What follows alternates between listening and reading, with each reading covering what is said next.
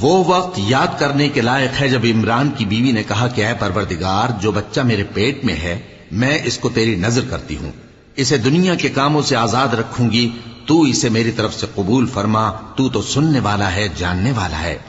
پھر جب ان کے ہاں بچہ پیدا ہوا تو کہنے لگی کہ پروردگار، میرے تو لڑکی ہوئی ہے، جبکہ اللہ خوب جانتا تھا جو ان کے ہاں ولادت ہوئی تھی، اور نہ ہوتا لڑکا مانند اس لڑکی کے۔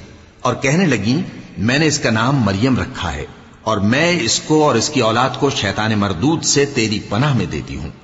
تو اس کے پروردگار نے اس کو پسندیدگی کے ساتھ قبول فرمایا اور اسے اچھی طرح پرورش کیا، اور زکریا کو اس کا کفیل بنایا۔ زکریا جب کبھی عبادت گاہ میں اس کے پاس جاتے تو اس کے پاس کھانا پاتے۔ یہ کیفیت دیکھ کر ایک دن مریم سے پوچھنے لگے کہ مریم، یہ کھانا تمہارے پاس کہاں سے آتا ہے؟ وہ بولی کہ اللہ کے ہاں سے آتا ہے، بے شک اللہ جسے چاہتا ہے بے